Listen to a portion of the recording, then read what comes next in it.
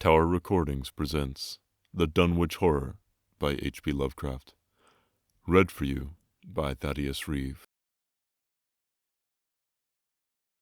Gorgons and hydras and chimeras, dire stories of Celino and the Harpies, may reproduce themselves in the brain of superstition, but they were there before.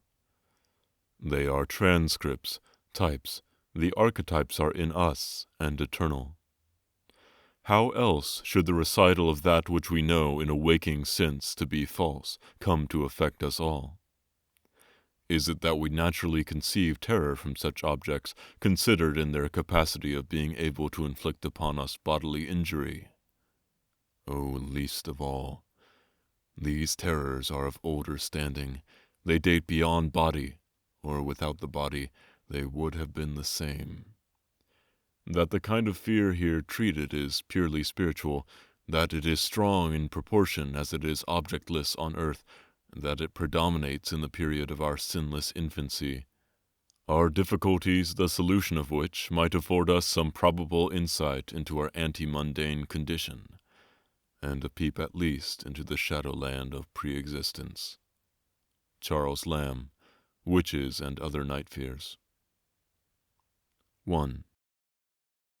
When a traveler in north-central Massachusetts takes the wrong fork at the junction of Aylesbury Pike, just beyond Dean's Corners, he comes upon a lonely and curious country. The ground gets higher, and the briar-bordered stone walls press closer and closer against the ruts of the dusty, curving road. The trees of the frequent forest belt seem too large, and the wild weeds, brambles, and grasses attain a luxuriance not often found in settled regions. At the same time, the planted fields appear singularly few and barren, while the sparsely scattered houses wear a surprisingly uniform aspect of age, squalor, and dilapidation. Without knowing why, one hesitates to ask directions from the gnarled, solitary figures spied now and then on crumbling doorsteps or on the sloping, rock-strewn meadows. Those figures are so silent and furtive that one feels somehow confronted by forbidden things with which it would be better to have nothing to do. When a rise in the road brings the mountains in view above the deep woods, the feeling of strange uneasiness is increased.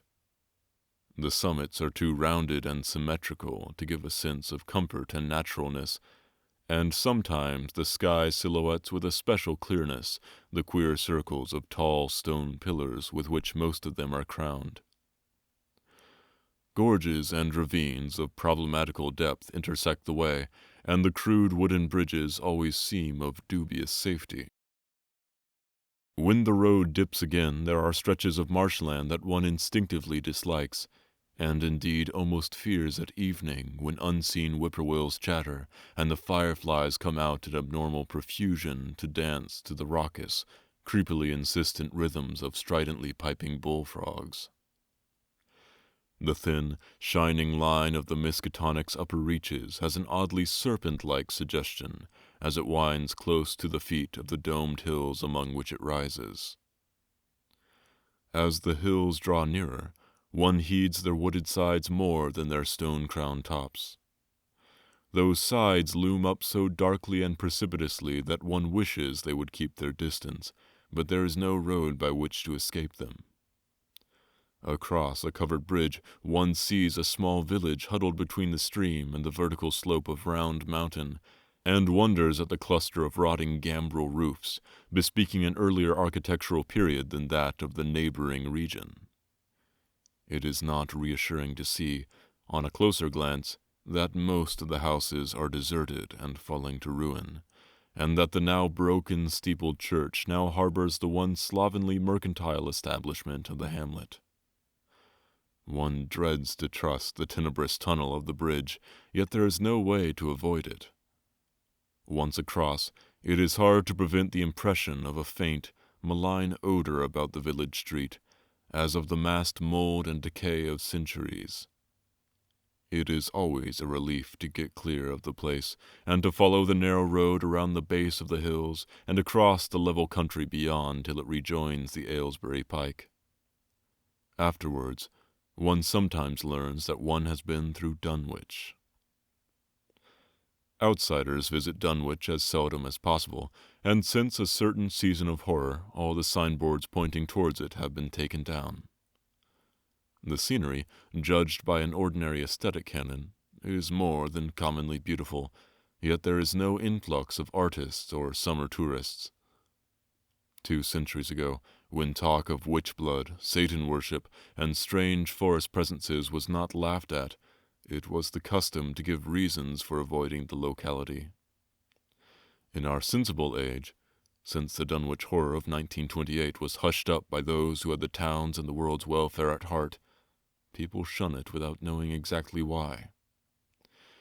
Perhaps one reason, though it cannot apply to uninformed strangers, is that the natives are now repellently decadent, having gone far along that path of retrogression so common in many New England backwaters. They have come to form a race by themselves, with the well-defined mental and physical stigmata of degeneracy and inbreeding.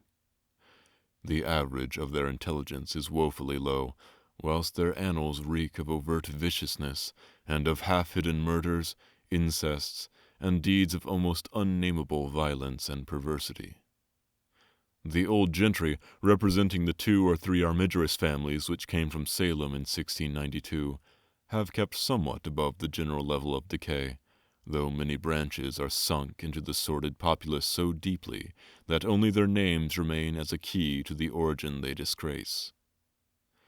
Some of the Whateleys and Bishops still send their eldest sons to Harvard and Miskatonic, though those sons seldom return to the moldering gambrel roofs under which they and their ancestors were born.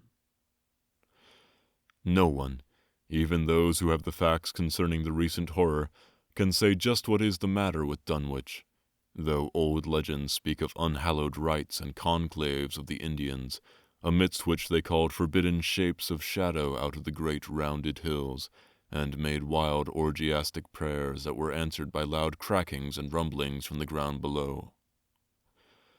In 1747, the Reverend Abijah Hoadley, newly come to the Congregational Church at Dunwich Village, preached a memorable sermon on the close presence of Satan and his imps, in which he said, "It must be allowed that these blasphemies of an infernal train of demons are matters of too common knowledge to be denied. The cursed voices of Azazel and Buzrael, of Beelzebub and Belial, being heard now from underground by a score of credible witnesses now living. I myself did not more than a fortnight ago catch a very plain discourse of evil powers in the hill behind my house, wherein there was a rattling and rolling, groaning, screeching, and hissing, such as no things of this earth could raise up, and which must needs have come from those caves that only black magic can discover, and only the devil unlock." Mr. Hoadley disappeared soon after delivering this sermon, but the text, printed in Springfield, is still extant. Noises in the hills continue to be reported from year to year, and still form a puzzle to geologists and physiographers. Other traditions tell of foul odors near the hill-crowning circles of stone pillars, and of rushing, airy presences to be heard faintly at certain hours from stated points at the bottom of the great ravines, while still others try to explain the devil's hop-yard, a bleak, blasted hillside where no tree, shrub, or grass blade will grow. Then, too, the natives are mortally afraid of the numerous whippoorwills which grow vocal on warm nights. It is vowed that the birds are psychopomps, lying in wait for the souls of the dying, and that they time their eerie cries in unison with the sufferer's struggling breath. If they can catch the fleeing soul when it leaves the body, they instantly flutter away, chittering in demonic laughter. But if they fail, they subside gradually into a disappointed silence. These tales, of course, are obsolete and ridiculous, because they come down from very old times. Dunwich is indeed ridiculously old, older by far than any of the communities within 30 miles of it. South of the village one may still spy the cellar walls and chimney of the ancient Bishop House, which was built before 1700, whilst the ruins of the mill at the falls, built in 1806, formed the most modern piece of architecture to be seen. Industry did not flourish here, and the 19th century factory movement proved short-lived. Oldest of all are the great rings of rough-hewn stone columns on the hilltops, but these are more generally attributed to the Indians than to the settlers. Deposits of skulls and bones, found within these circles and around the sizable table-like rock on Sentinel Hill, sustain the popular belief that such spots were once the burial places of the Pocumtucks, even though many ethnologists, disregarding the absurd improbability of such a theory, persist in believing the remains Caucasian. 2. It was in the township of Dunwich, in a large and partly inhabited farmhouse set against a hillside 4 miles from the village and 1.5 miles from any other dwelling, that Wilbur Whately was born at 5 a.m. on Sunday, the 2nd of February, 1913. This date was recalled because it was Candlemas, which people in Dunwich curiously observe under another name, and because the noises in the hills had sounded, and all the dogs of the countryside had barked persistently throughout the night before.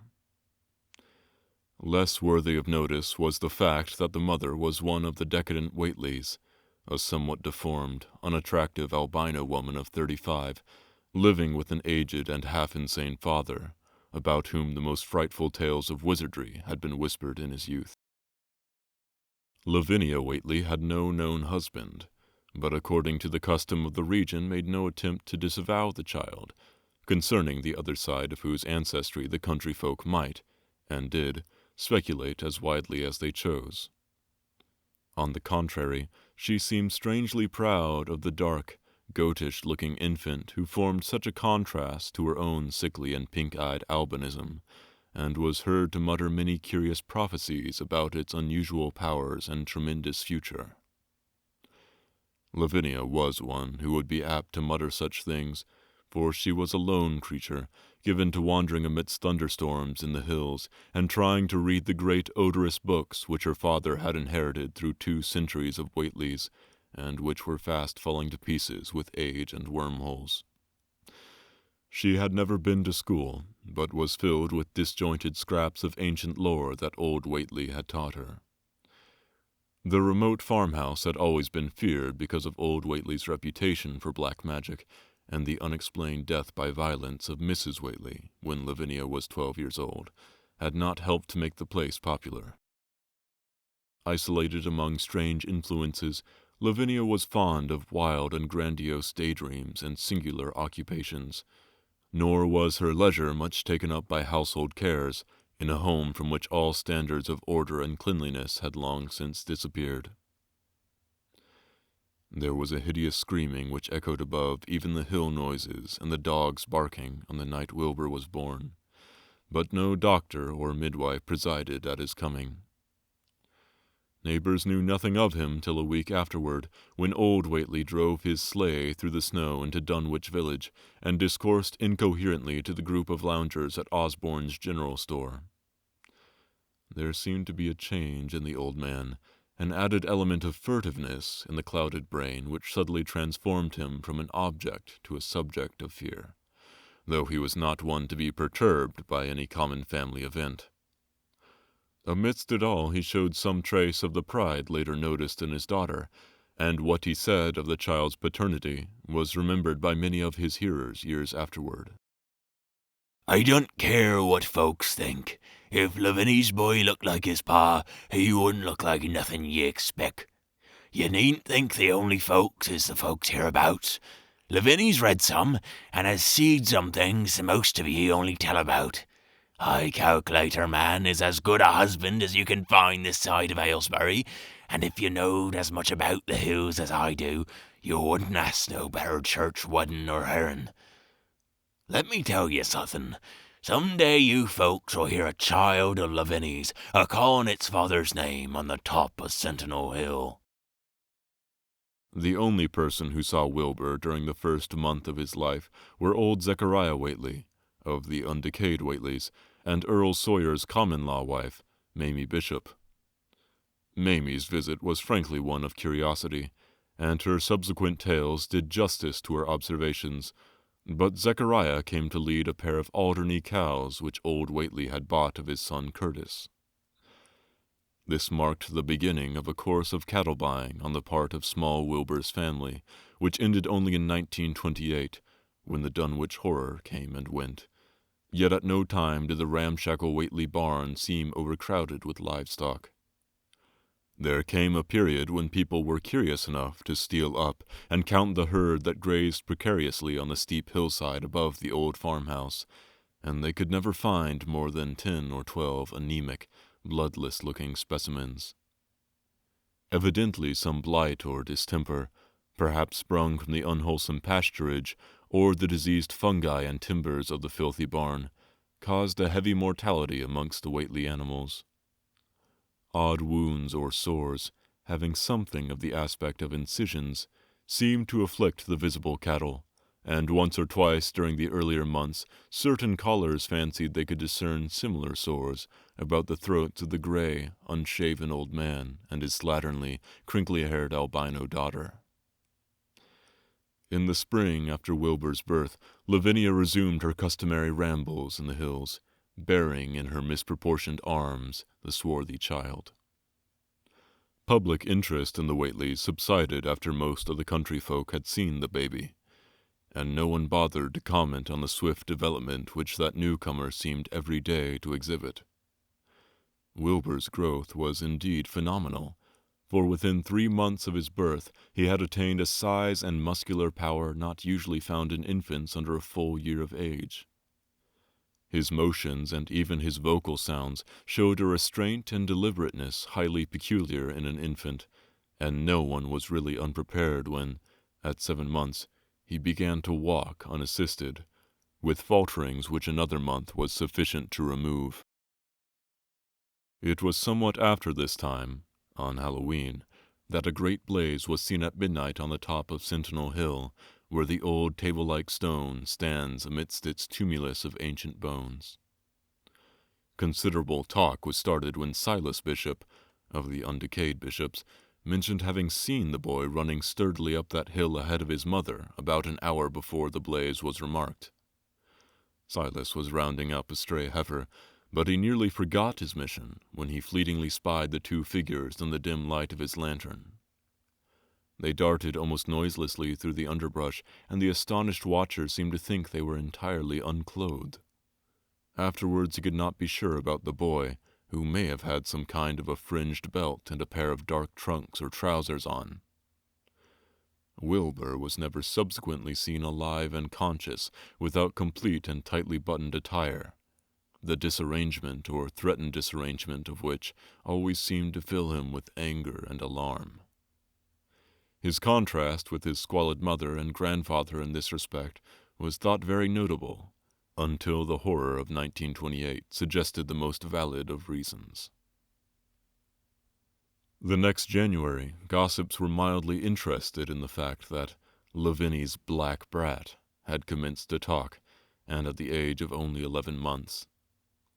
His speech was somewhat remarkable, both because of its difference from the ordinary accents of the region and because it displayed a freedom from infantile lisping, of which many children of 3 or 4 might well be proud. The boy was not talkative, yet when he spoke, he seemed to reflect some elusive element wholly unpossessed by Dunwich and its denizens.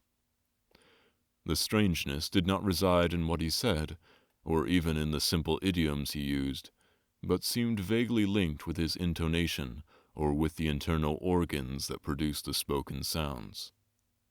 His facial aspect, too, was remarkable for its maturity, for though he shared his mother's and grandfather's chinlessness, his firm and precociously shaped nose united with the expression of his large, dark, almost Latin eyes to give him an air of quasi-adulthood and well-nigh preternatural intelligence. He was, however, exceedingly ugly despite his appearance of brilliancy, there being something almost goatish or animalistic about his thick lips, large-pored yellow skin, coarse crinkly hair, and oddly elongated ears. He was soon disliked even more decidedly than his mother and grandsire, and all conjectures about him were spiced with references to the bygone magic of old Whately, and how the hills once shook when he shrieked the dreadful name of Yog-Sothoth in the midst of a circle of stones with a great book open in his arms before him. Dogs abhorred the boy, and he was always obliged to take various defensive measures against their barking menace. 3. Meanwhile, old Whately continued to buy cattle without measurably increasing the size of his herd. He also cut timber and began to repair the unused parts of his house, a spacious, peak-roofed affair whose rear end was buried entirely in the rocky hillside, and whose 3 least-ruined ground floor rooms had always been sufficient for himself and his daughter. There must have been prodigious reserves of strength in the old man to enable him to accomplish so much hard labor, and though he still babbled dementedly at times, his carpentry seemed to show the effects of sound calculation. It had already begun as soon as Wilbur was born, when one of the many tool sheds had been put suddenly in order, clapboarded, and fitted with a stout, fresh lock. Now, in restoring the abandoned upper story of the house, he was a no less thorough craftsman. His mania showed itself only in his tight boarding up of all the windows in the reclaimed section, though many declared that it was a crazy thing to bother with the reclamation at all. Less inexplicable was his fitting up of another downstairs room for his new grandson, a room which several callers saw, though no one was ever admitted to the closely boarded upper story. This chamber he lined with tall, firm shelving, along which he began gradually to arrange, in apparently careful order, all the rotting ancient books and parts of books which during his own day had been heaped promiscuously in odd corners of the various rooms. "I made some use of 'em," he would say, as he tried to mend a torn black-letter page with paste prepared on the rusty kitchen stove. "But the boy's fitting to make better use of 'em. He'd orter have 'em as well as so he can, or they're going to be all of his learning." When Wilbur was 1 year and 7 months old, in September of 1914, his size and accomplishments were almost alarming. He had grown as large as a child of 4, and was a fluent and incredibly intelligent talker. He ran freely about the fields and hills, and accompanied his mother on all her wanderings. At home he would pore diligently over the queer pictures and charts in his grandfather's books, while old Whately would instruct and catechize him through the long, hushed afternoons. By this time the restoration of the house was finished, and those who watched it wondered why one of the upper windows had been made into a solid plank door. It was a window in the rear of the east gable end, close against the hill, and no one could imagine why a cleated wooden runway was built up to it from the ground. About the period of this work's completion, people noticed that the old tool house, tightly locked and windowlessly clapboarded since Wilbur's birth, had been abandoned again. The door swung listlessly open, and when Earl Sawyer once stepped within after a cattle-selling call on old Whately, he was quite discomposed by the singular odor he encountered. Such a stench, he averred, as he had never before smelt in all his life, except near the Indian circles on the hills, and which could not come from anything sane or of this earth. But then, the homes and sheds of Dunwich folk have never been remarkable for olfactory immaculateness. The following months were void of visible events, save that everyone swore to a slow but steady increase in the mysterious hill noises. On May Eve of 1915, there were tremors which even the Aylesbury people felt, whilst the following Halloween produced an underground rumbling queerly synchronized with bursts of flame, them witch Whately's doin's, from the summit of Sentinel Hill. Wilbur was growing up uncannily, so that he looked like a boy of 10 as he entered his 4th year. He read avidly by himself now, but talked much less than formerly. A settled taciturnity was absorbing him, and for the first time people began to speak specifically of the dawning look of evil in his goatish face. He would sometimes mutter an unfamiliar jargon, and chant in bizarre rhythms which chilled the listener with a sense of unexplainable horror. The aversion displayed towards him by dogs had now become a matter of wide remark, and he was obliged to carry a pistol in order to traverse the countryside in safety. His occasional use of the weapon did not enhance his popularity amongst the owners of canine guardians. The few callers at the house would often find Lavinia alone on the ground floor, while odd cries and footsteps resounded in the boarded-up second story. She would never tell what her father and the boy were doing up there, though once she turned pale and displayed an abnormal degree of fear when a jocose fish peddler tried the locked door leading to the stairway. That peddler told the store loungers at Dunwich Village that he thought he heard a horse stamping on the floor above. The loungers reflected, thinking of the door and runway, and of the cattle that so swiftly disappeared. Then they shuddered as they recalled tales of old Whately's youth, and of the strange things that are called out of the earth when a bullock is sacrificed at the proper time to certain heathen gods. It had for some time been noticed that dogs had begun to hate and fear the whole Whately place as violently as they hated and feared young Wilbur personally.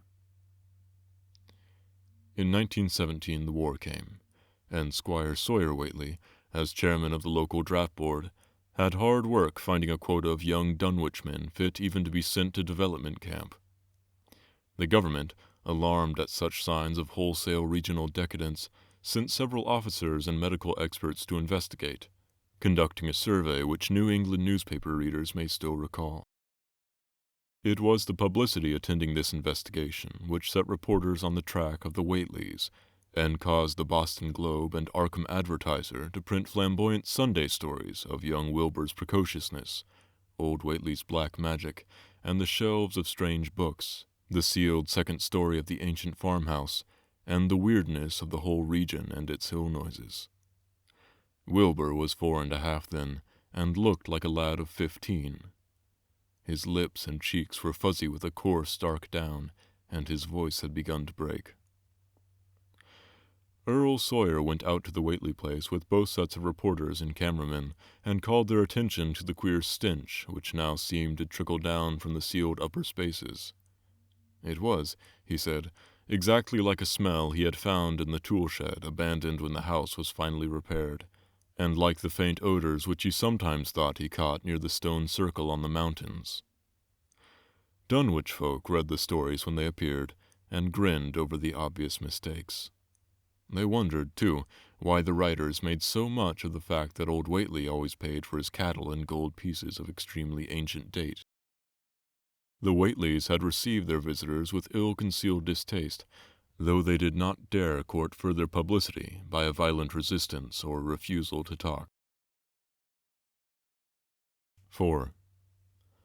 For a decade, the annals of the Whateleys sink indistinguishably into the general life of a morbid community used to their queer ways and hardened to their May Eve and All Hallows orgies. Twice a year they would light fires on the top of Sentinel Hill, at which time the mountain rumblings would recur with greater and greater violence, while at all seasons there were strange and portentous doings at the lonely farmhouse. In the course of time, callers professed to hear sounds in the sealed upper story, even when all the family were downstairs, and they wondered how swiftly or how lingeringly a cow or bullock was usually sacrificed. There was talk of a complaint to the Society for the Prevention of Cruelty to Animals, but nothing ever came of it, since Dunwich folk are never anxious to call the outside world's attention to themselves. About 1923, when Wilbur was a boy of 10, whose mind, voice, stature, and bearded face gave all the impressions of maturity, a second great siege of carpentry went on at the old house. It was all inside the sealed upper part, and from bits of discarded lumber people concluded that the youth and his grandfather had knocked out all the partitions and even removed the attic floor, leaving only one vast open void between the ground story and the peaked roof. They had torn down the great central chimney, too, and fitted the rusty range with a flimsy outside tin stovepipe. In the spring after this event, old Whately noticed the growing number of whippoorwills that would come out of Cold Spring Glen to chirp under his window at night. He seemed to regard the circumstance as one of great significance, and told the loungers at Osborne's that he thought his time had almost come. They whistle jest in tune with my breathing now, he said. and I guess they're getting ready to catch my soul. They know it's a-going out, and don't calculate to miss it. You know it, boys, arter I'm gone, whether they get me or not. If they do, they'll keep up a singing and laughing till break o' day. If they don't, they'll kinder quiet down like. I expect them and the souls they hunts for have some pretty tough tussles sometimes. On Lammas night, 1924, Dr. Houghton of Aylesbury was hastily summoned by Wilbur Whately, who had lashed his one remaining horse through the darkness and telephoned from Osborne's in the village. He found old Whately in a very grave state, with a cardiac action and stertorous breathing that told of an end not far off. The shapeless albino daughter and oddly bearded grandson stood by the bedside, whilst from the vacant abyss overhead there came a disquieting suggestion of rhythmical surging or lapping, as of the waves on some level beach. The doctor, though, was chiefly disturbed by the chattering night birds outside, a seemingly limitless legion of whippoorwills that cried their endless message in repetitions timed diabolically to the wheezing gasps of the old dying man. It was uncanny and unnatural. Too much, thought Dr. Houghton, like the whole of the region he had entered so reluctantly in response to the urgent call. Towards 1 o'clock, old Whately gained consciousness and interrupted his wheezing to choke out a few words to his grandson. More space, Willie. For space soon. You grows, and that grows faster. It'll be ready to surge you soon, boy. Open up the gates to Yog-Sothoth with the long chant that you'll find on page 751 of the complete edition, and then put a match to the prison. Fire from earth can't burn it nohow. He was obviously quite mad. After a pause, during which the flock of whippoorwills outside adjusted their cries to the altered tempo, while some indications of the strange hill noises came from afar off, he added another sentence or two.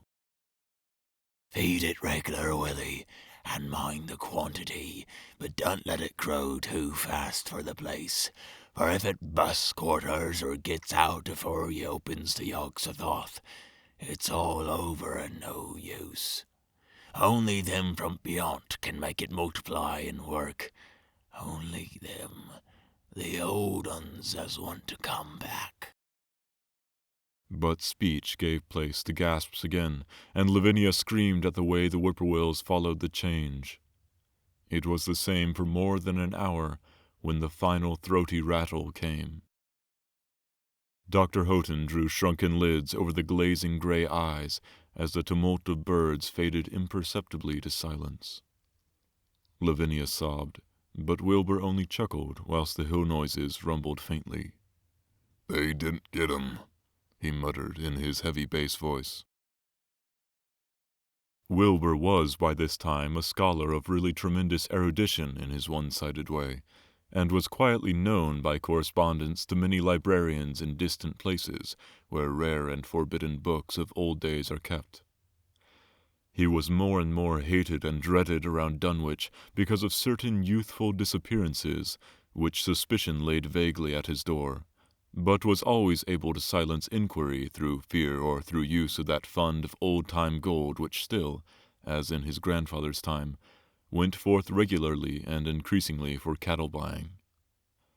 He was now tremendously mature of aspect, and his height, having reached the normal adult limit, seemed inclined to wax beyond that figure.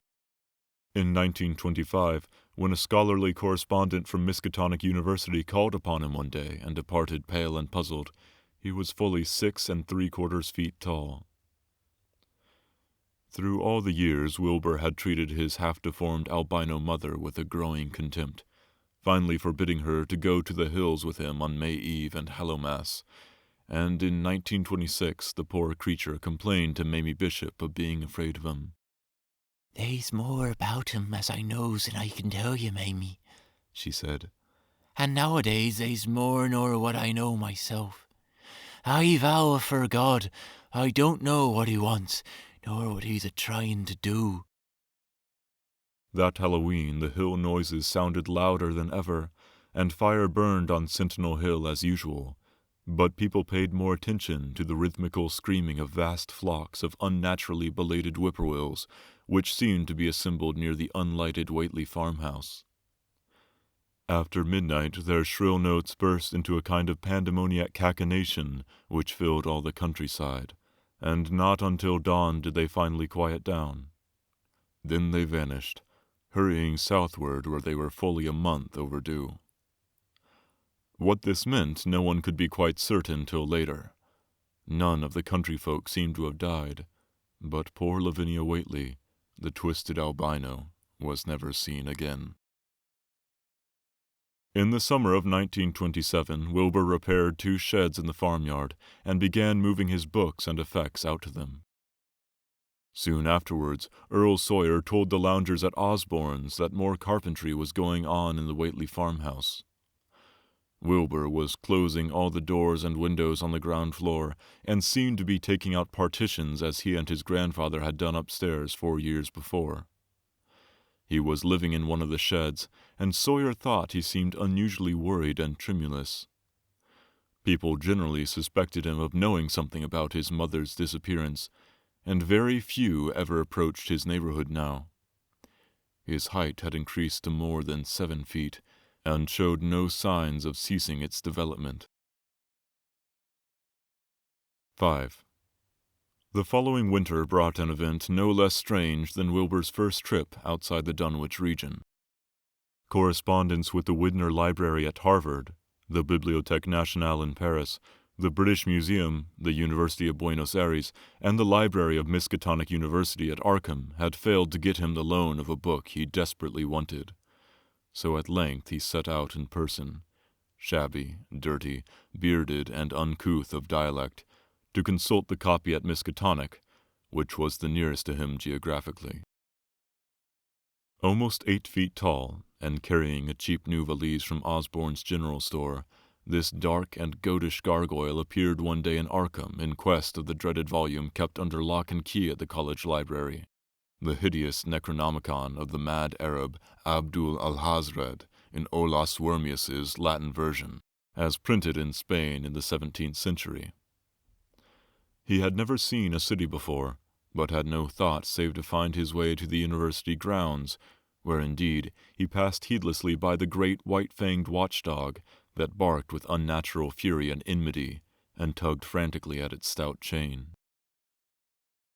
Wilbur had with him the priceless but imperfect copy of Dr. Dee's English version, which his grandfather had bequeathed him, and upon receiving access to the Latin copy, he at once began to collate the 2 texts with the aim of discovering a certain passage which would have come on the 751st page of his own defective volume. This much he could not civilly refrain from telling the librarian, the same erudite Henry Armitage, A.M. Miskatonic, Ph.D. Princeton, Lit.D. Johns Hopkins, who had once called at the farm, and who now politely plied him with questions. He was looking, he had to admit, for a kind of formula or incantation containing the frightful name Yog-Sothoth, and it puzzled him to find discrepancies, duplications, and ambiguities which made the matter of determination far from easy. As he copied the formula he finally chose, Dr. Armitage looked involuntarily over his shoulder at the open pages, the left-hand one of which, in the Latin version, contained such monstrous threats to the peace and sanity of the world. "Nor is it to be thought," ran the text as Armitage mentally translated it, "that man is either the oldest or the last of earth's masters, or that the common bulk of life and substance walks alone. The old ones were, the old ones are, and the old ones shall be. Not in the spaces we know, but between them, they walk serene and primal, undimensioned and to us unseen. Yog-Sothoth knows the gate. Yog-Sothoth is the gate. Yog-Sothoth is the key and guardian of the gate. Past, present, future, all are one in Yog-Sothoth. He knows where the Old One broke through of old, and where they shall break through again. He knows where they had trod earth's fields, and where they still tread them, and why no one can behold them as they tread.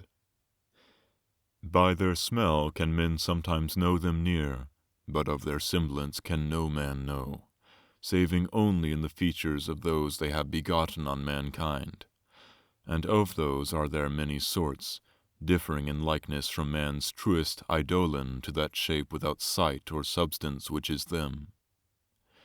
They walk unseen and foul in lonely places, where the words have been spoken and the rites howled through at their seasons. The wind gibbers with their voices, and the earth mutters with their consciousness. They bend the forest and crush the city, yet may not forest or city behold the hand that smites. Kadath in the cold waste hath known them, and what man knows Kadath? The ice desert of the south and the sunken isles of ocean hold stones whereon their seal is engraver. But who hath seen the deep frozen city, or the sealed tower long garlanded with seaweed and barnacles? Great Cthulhu is their cousin, yet can he spy them only dimly. Yea, Shub-Niggurath, as a foulness shall ye know them. Their hand is at your throats, yet ye see them not, and their habitation is even one with your guarded threshold. Yog-Sothoth is the key to the gate, whereby the spheres meet. Man rules now where they ruled once. They shall soon rule where man rules now. After summer is winter, after winter summer. They wait patient and potent, for here shall they reign again.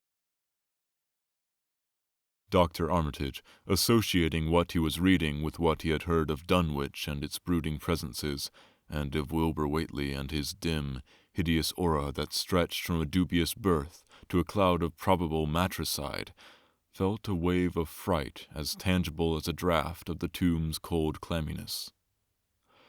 The bent, goatish giant before him seemed like the spawn of another planet or dimension, like something only partly of mankind, and linked to black gulfs of essence and entity that stretched like Titan phantasms beyond all spheres of force and matter, space and time. Presently Wilbur raised his head and began speaking in that strange, resonant fashion which hinted at sound-producing organs unlike the run of mankind's. "Mr. Armitage," he said, "I calculate I've got to take that book home. There's things in it I've got to try under certain conditions that I can't get here, and it'd be a mortal sin to let a red tape rule hold me up. Let me take it along, sir, and I'll swar they won't nobody know the difference. I don't need to tell ye I'll take good care of it. It wa'n't me that put this D copy in the shape it is." He stopped as he saw firm denial on the librarian's face, and his own goatish features grew crafty. Armitage, half ready to tell him he might make a copy of what parts he needed, thought suddenly of the possible consequences and checked himself. There was too much responsibility in giving such a being the key to such blasphemous outer spheres. Whately saw how things stood, and tried to answer lightly. "Well, all right, if you feel that way about it. Maybe Harvard won't be so fussy as you be." And without saying more, he rose and strode out of the building, stooping at each doorway. Armitage heard the savage yelping of the great watchdog, and studied Whately's gorilla-like lope as he crossed the bit of campus visible from the window. He thought of the wild tales he had heard, and recalled the old Sunday stories in the Advertiser. These things, and the lore he had picked up from Dunwich rustics and villagers during his one visit there. Unseen things not of earth, or at least not of tri-dimensional earth, rushed fetid and horrible through New England's glens, and brooded obscenely on the mountain tops. Of this he had long felt certain. Now he seemed to sense the close presence of some terrible part of the intruding horror, and to glimpse a hellish advance in the black dominion of the ancient and once passive nightmare. He locked away the Necronomicon with a shudder of disgust, but the room still reeked with an unholy and unidentifiable stench. "As a foulness shall ye know them," he quoted. Yes, the odor was the same as that which had sickened him at the Whately farmhouse less than 3 years before. He thought of Wilbur, goatish and ominous, once again, and laughed mockingly at the village rumors of his parentage. "Inbreeding?" Armitage muttered half aloud to himself. "Great God, what simpletons! Show them Arthur Macken's great god Pan, and they'll think it's a common Dunwich scandal. But what thing, what cursed shapeless influence on or off this three-dimensional earth was Wilbur Whately's father, born on Candlemas 9 months after May Eve of 1912, when the talk about the queer earth noises reached clear to Arkham? What walked on the mountains that May night? What rude mis-horror fastened itself on the world in half-human flesh and blood? During the ensuing weeks, Dr. Armitage set about to collect all possible data on Wilbur Whately and the formless presences around Dunwich. He got in communication with Dr. Houghton of Aylesbury, who had attended old Whately in his last illness, and found much to ponder over in the grandfather's last words as quoted by the physician. A visit to Dunwich village failed to bring out much that was new, but a close survey of the Necronomicon, in those parts which Wilbur had sought so avidly, seemed to supply new and terrible clues to the nature, methods, and desires of the strange evil so vaguely threatening this planet. Talks with several students of archaic lore in Boston, and letters to many others elsewhere, gave him a growing amazement which passed slowly through varied degrees of alarm to a state of really acute spiritual fear. As the summer drew on, he felt dimly that something ought to be done about the lurking terrors of the upper Miskatonic Valley, and about the monstrous being known to the human world as Wilbur Whately. 6. The Dunwich horror itself came between Lammas and the equinox in 1928, and Dr. Armitage was among those who witnessed its monstrous prologue. He had heard, meanwhile, of Whately's grotesque trip to Cambridge, and of his frantic efforts to borrow or copy from the Necronomicon at the Widner Library. Those efforts had been in vain, since Armitage had issued warnings of the keenest intensity to all librarians having charge of the dreaded volume. Wilbur had been shockingly nervous at Cambridge, anxious for the book, yet almost equally anxious to get home again, as if he feared the results of being away long. Early in August, the half-expected outcome developed, and in the small hours of the 3rd, Dr. Armitage was awakened suddenly by the wild, fierce cries of the savage watchdog on the college campus. Deep and terrible, the snarling, half-mad growls and barks continued, always in mounting volume, but with hideously significant pauses. Then there rang out a scream from a wholly different throat, such a scream as roused half the sleepers of Arkham and haunted their dreams ever afterwards, such a scream as could come from no being born of earth or wholly of earth. Armitage, hastening into some clothing and rushing across the street and lawn to the college buildings, saw that others were ahead of him, and heard the echoes of a burglar alarm still shrilling from the library. An open window showed black and gaping in the moonlight. What had come had indeed completed its entrance, for the barking and the screaming, now fast fading into a mixed, low growling and moaning, proceeded unmistakably from within. Some instinct warned Armitage that what was taking place was not a thing for unfortified eyes to see, so he brushed back the crowd with authority as he unlocked the vestibule door. Among the others he saw Professor Warren Rice and Dr. Francis Morgan, men to whom he had told some of his conjectures and misgivings, and these two he motioned to accompany him inside. The inward sounds, except for a watchful, droning whine from the dog, had by this time quite subsided, But Armitage now perceived with a sudden start that a loud chorus of whippoorwills among the shrubbery had commenced a damnably rhythmical piping, as if in unison with the last breaths of a dying man. The building was full of a frightful stench which Dr. Armitage knew too well, and the three men rushed across the hall to the small genealogical reading room whence the low whining came. For a second, nobody dared to turn on the light. Then Armitage summoned up his courage and snapped the switch. One of the three, it is not certain which, shrieked aloud at what sprawled before them among disordered tables and overturned chairs.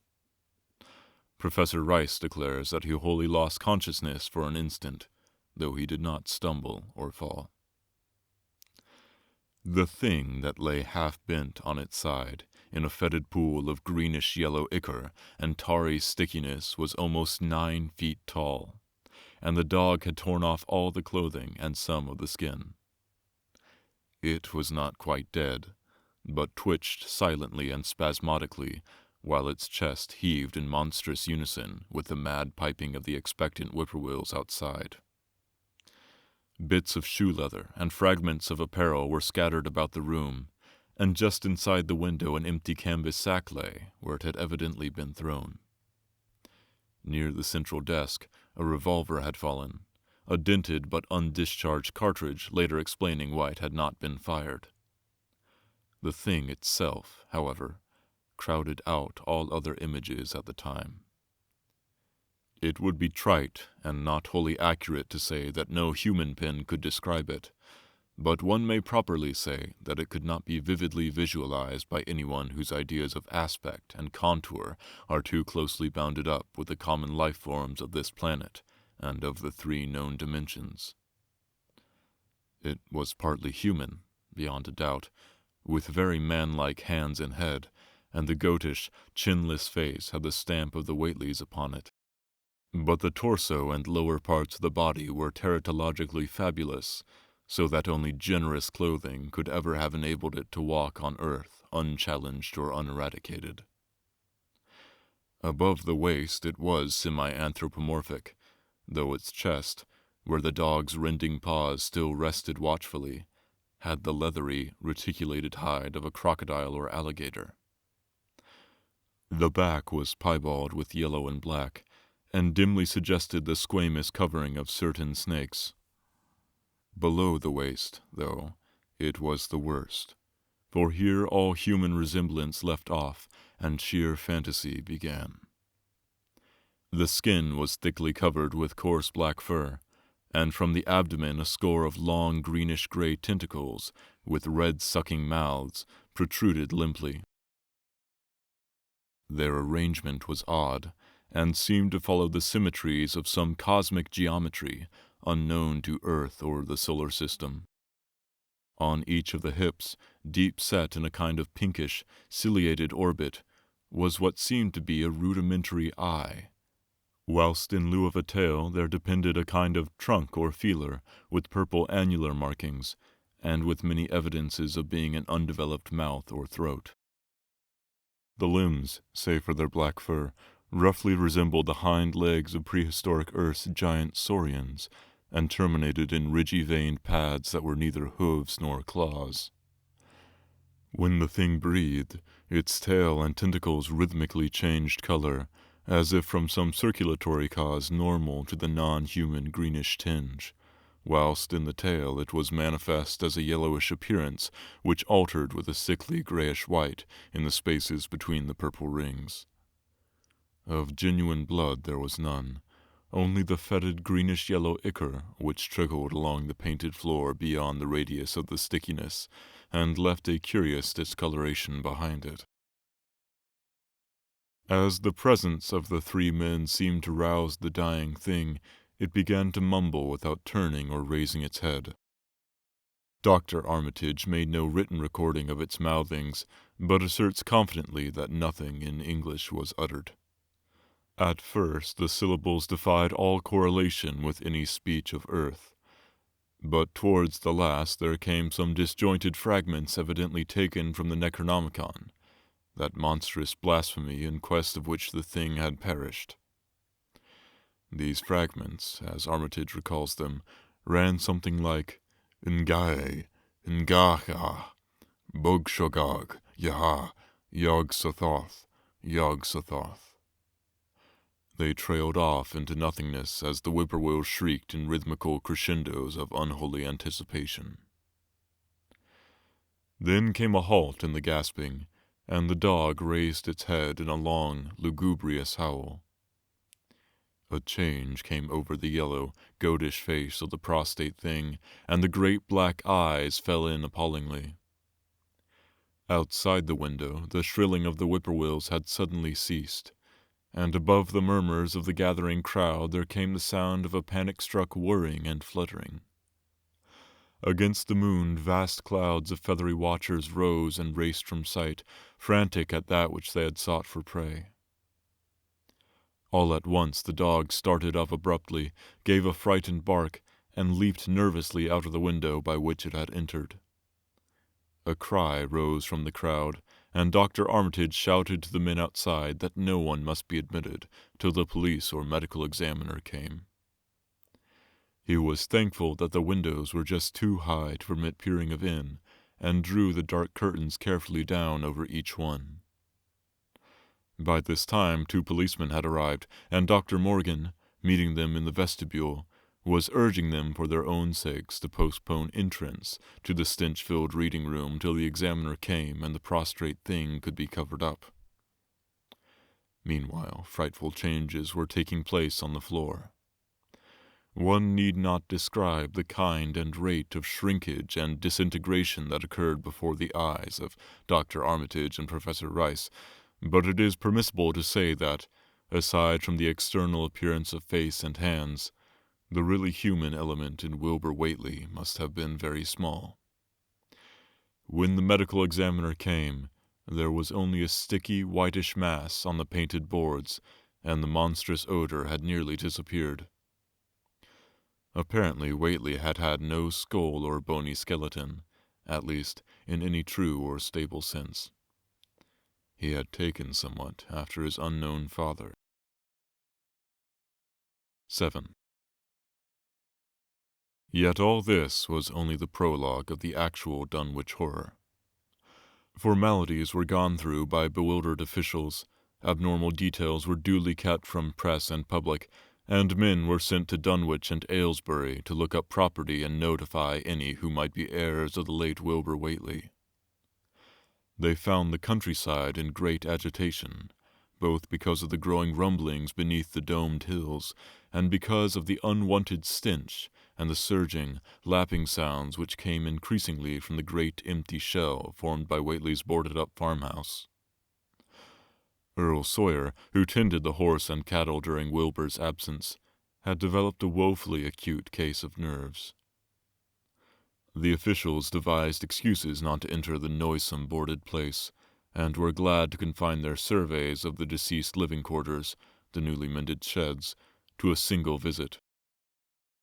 They filed a ponderous report at the courthouse in Aylesbury, and litigations concerning heirship are said to be still in progress amongst the innumerable Whateleys, decayed and undecayed, of the upper Miskatonic Valley. An almost interminable manuscript in strange characters, written in a huge ledger and adjudged a sort of diary because of the spacing and the variations in ink and penmanship, presented a baffling puzzle to those who found it on the old bureau which served as its owner's desk. After a week of debate, it was sent to Miskatonic University, together with the deceased's collection of strange books, for study and possible translation. But even the best linguists soon saw that it was not likely to be unriddled with ease. No trace of the ancient gold with which Wilbur and old Whately had always paid their debts has yet been discovered. It was in the dark of September 9th that the horror broke loose. The hill noises had been very pronounced during the evening, and dogs barked frantically all night. Early risers on the 10th noticed a peculiar stench in the air. About 7 o'clock, Luther Brown, the hired boy at George Corey's, between Cold Spring Glen and the village, rushed frenziedly back from his morning trip to 10 Acre Meadow with the cows. He was almost convulsed with fright as he stumbled into the kitchen, and in the yard outside the no less frightened herd were pawing and lowing pitifully, having followed the boy back in the panic they shared with him. Between gasps, Luther tried to stammer out his tale to Mrs. Corey. "Up there in the rud beyond the glen, Miss Corey, they's suthin been there. It smells like thunder, and all the bushes and little trees is pushed back from the rud like they'd been a house been moved along of it. And that ain't the worst, nother.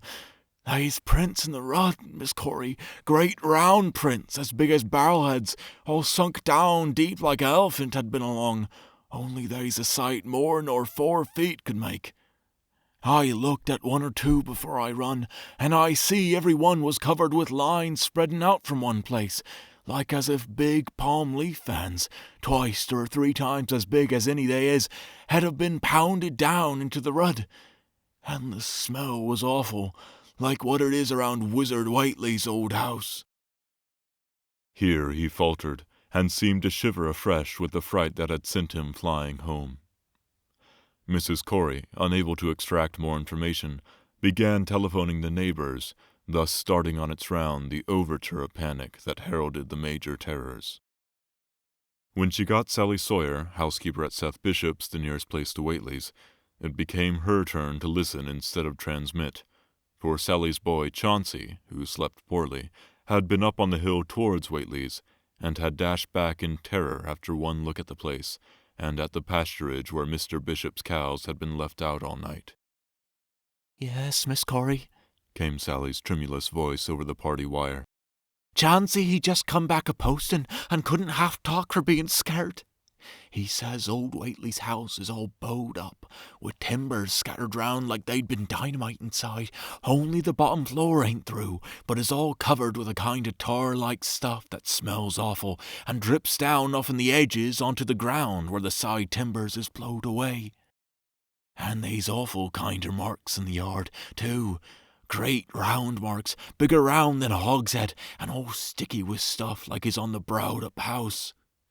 Chauncey, he says they leads off into the meadows, where a great swath wider'n a barn is matted down, and all the stun walls tumbled every which way wherever it goes.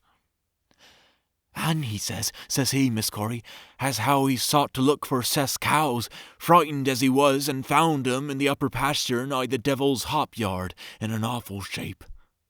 Half on 'em's clean gone, and nigh half of them that's left is suckered most dry o' blood, with sores on 'em like they's been on Whately's cattle ever since Lavinny's black brat was born. Seth he's gone out now to look at 'em, though I'll vow he won't care to get very nigh Wizard Whiteley's. Chauncey didn't look careful to see where the big matted down swath led arter it left the pasturage, but he says he thinks it printed toward the glen rud to the village. I tell you, Miss Corey, there's suthin abroad as hadn't ought to be abroad, and I for one think that black Wilbur Whately, has come to the bad end he deserved, is at the bottom of the breeding of it. He wasn't all human hisself, I always says to everybody, and I think he and old Whately must have raised suthin in that there nailed-up house as ain't even so human as he was. There's always been unseen things around Dunwich, living things, as ain't human and ain't good for human folks. The ground was a-talking last night, and towards morning Chauncey he heard the whippoorwills so loud in Cold Spring Glen he couldn't sleep none. Then he thought he heard another faint-like sound over toward Wizard Whiteley's, a kind of ripping or tearing of wood, like some big box or crate was being opened for off. What with this and that, he didn't get to sleep at all till sunup, and no sooner was he up this morning, but he's got to go over to Whately's and see what's the matter. He's seen enough, I tell you, Miss Corey. This don't mean no good, and I think as all the men folks ought to get up a party and do suthin. I know suthin awful's about, and feel my time is nigh, though only God knows just what it is. Did your Luther take account of where them big tracks led to? No? Well, Miss Corey, if they was on the glen road this side of the glen, and ain't got to your house yet, I calculate they must go into the glen itself. They would do that. I always said Cold Spring Glen ain't no healthy nor decent place. The whippoorwills and fireflies there never did act like they was creatures of God, and they's them as says you can hear strange things a-rushin' and a-talkin' in the air down there if you stand in the right place atween the rock falls and Bear's Den.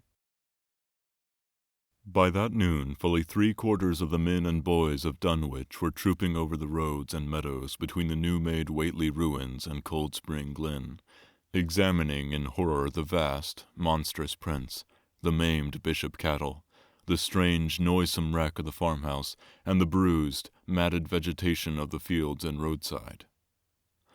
Whatever had burst loose upon the world had assuredly gone down into the great sinister ravine, for all the trees on the banks were bent and broken, and a great avenue had been gouged in the precipice-hanging underbrush.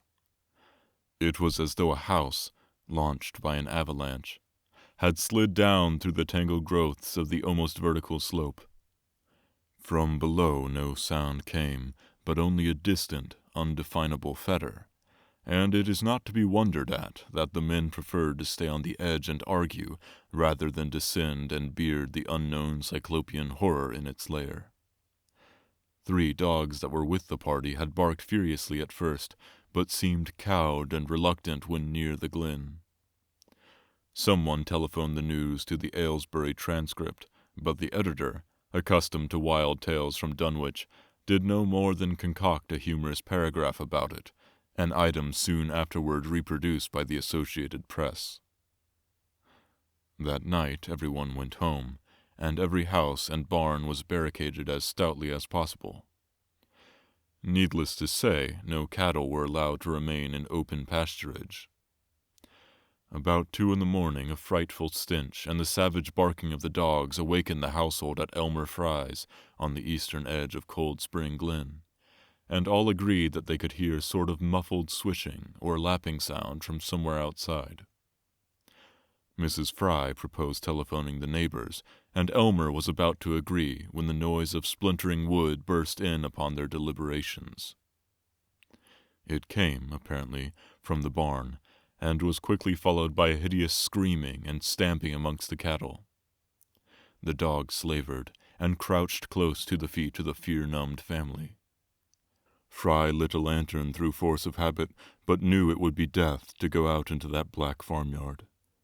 The children and the womenfolk whispered, kept from screaming by some obscure, vestigial instinct of defense which told them their lives depended on silence.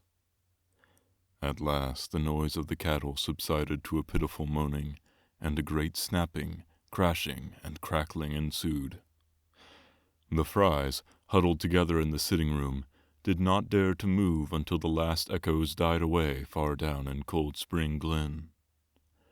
Then, amidst the dismal moans from the stable and the demonic piping of the late whippoorwills in the glen, Selina Fry tottered to the telephone and spread what news she could of the second phase of the horror. The next day all the countryside was in a panic, and cowed, uncommunicative groups came and went where the fiendish thing had occurred. 2 titan swaths of destruction stretched from the glen to the Fry farmyard. Monstrous prints covered the bare patches of ground, and one side of the old red barn had completely caved in. Of the cattle, only 1/4 could be found and identified. Some of these were in curious fragments, and all that survived had to be shot. Earl Sawyer suggested that help be asked from Aylesbury or Arkham, but others maintained it would be of no use. Old Zebulon Whately, of a branch that hovered about halfway between soundness and decadence, made darkly wild suggestions about rites that ought to be practiced on the hilltops. He came of a line where tradition ran strong, and his memories of chantings in the great stone circles were not altogether connected with Wilbur and his grandfather. Darkness fell upon a stricken countryside too passive to organize for real defense. In a few cases, closely related families would band together and watch in the gloom under one roof, but in general there was only a repetition of the barricading of the night before, and a futile, ineffective gesture of loading muskets and setting pitchforks handily about.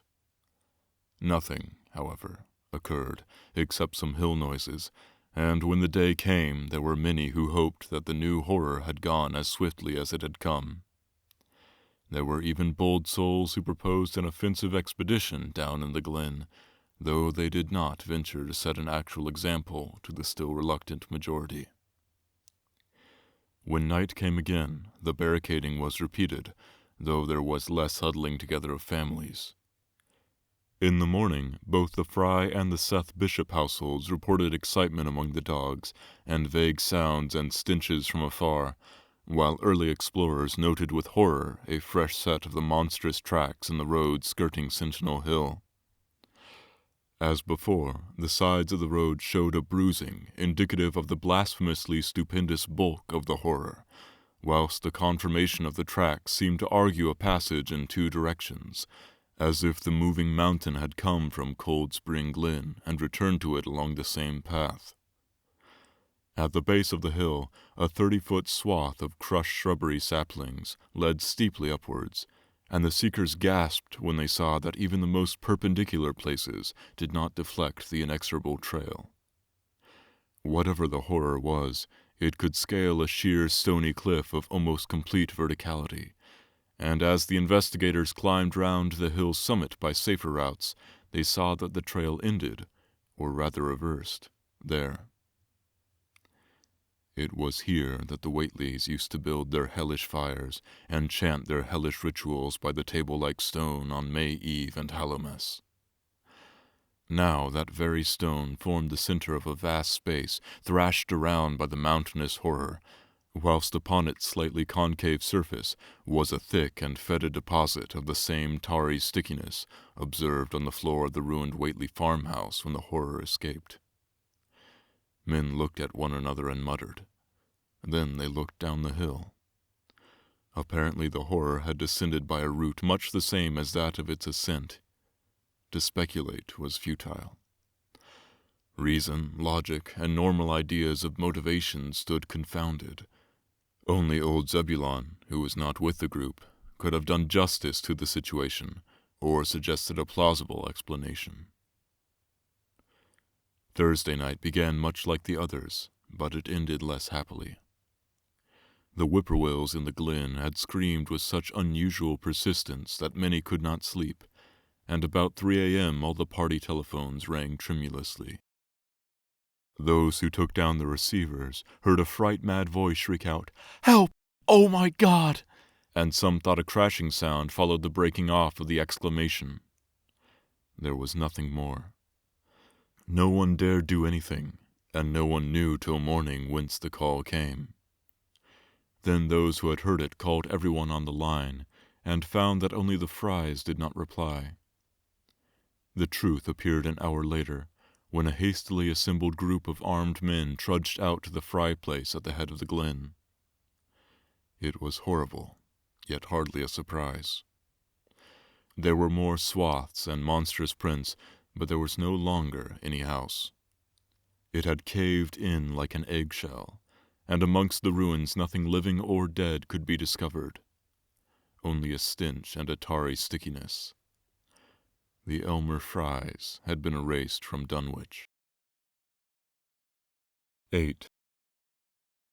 In the meantime, a quieter yet even more spiritually poignant phase of the horror had been blackly unwinding itself behind the closed door of a shelf-lined room in Arkham. The curious manuscript record or diary of Wilbur Whateley, delivered to Miskatonic University for translation, had caused much worry and bafflement among the experts in language, both ancient and modern. Its very alphabet, notwithstanding a general resemblance to the heavily shaded Arabic used in Mesopotamia, being absolutely unknown to any available authority. The final conclusion of the linguists was that the text represented an artificial alphabet, giving the effect of a cipher, though none of the usual methods of cryptographic solution seemed to furnish any clue, even when applied on the basis of every tongue the writer might conceivably have used. The ancient books taken from Whately's quarters, while absorbingly interesting and in several cases promising to open up new and terrible lines of research among philosophers and men of science, were of no assistance whatever in this matter. One of them, A heavy tome with an iron clasp was in another unknown alphabet, this one of a very different cast, and resembling Sanskrit more than anything else. The old ledger was at length given wholly into the charge of Dr. Armitage, both because of his peculiar interest in the Whately matter and because of his wide linguistic learning and skill in the mystical formulae of antiquity and the Middle Ages. Armitage had an idea that the alphabet might be something esoterically used by certain forbidden cults which have come down from old times, and which have inherited many forms and traditions from the wizards of the Saracenic world. That question, however, he did not deem vital, since it would be unnecessary to know the origin of the symbols if, as he suspected, they were used as a cipher in a modern language. It was his belief that, considering the great amount of text involved, the writer would scarcely have wished the trouble of using another speech than his own, save perhaps in certain special formulae and incantations. Accordingly, he attacked the manuscript with the preliminary assumption that the bulk of it was in English. Dr. Armitage knew, from the repeated failures of his colleagues, that the riddle was a deep and complex one, and that no simple mode of solution could merit even a trial.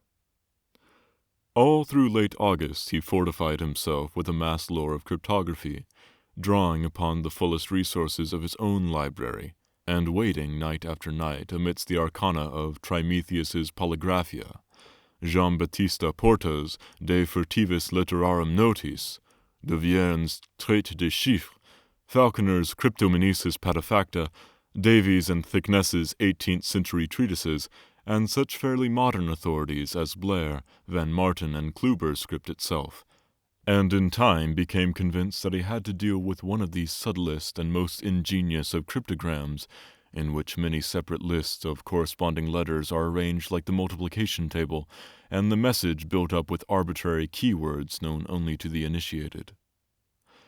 The older authorities seemed rather more helpful than the newer ones, and Armitage concluded that the code of the manuscript was one of great antiquity, no doubt handed down through a long line of mystical experimenters. Several times he seemed near daylight, only to be set back by some unforeseen obstacle. Then, as September approached, the clouds began to clear. Certain letters, as used in certain parts of the manuscript, emerged definitely and unmistakably, and it became obvious that the text was indeed in English. On the evening of September 2nd, the last major barrier gave way, and Dr. Armitage read for the first time a continuous passage of Wilbur Whately's annals. It was in truth a diary, as all had thought, and it was couched in a style clearly showing the mixed occult erudition and general illiteracy of the strange being who wrote it. Almost the first long passage that Armitage deciphered, an entry dated November 26, 1916, proved highly startling and disquieting. It was written, he remembered, by a child of 3 1/2, who looked like a lad of 12 or 13. Today learned the Aklo for the Sabaoth, it ran, which did not like, it being answerable from the hill and not from the air. That upstairs more ahead of me than I had thought it would be, and is not like to have much earth brain.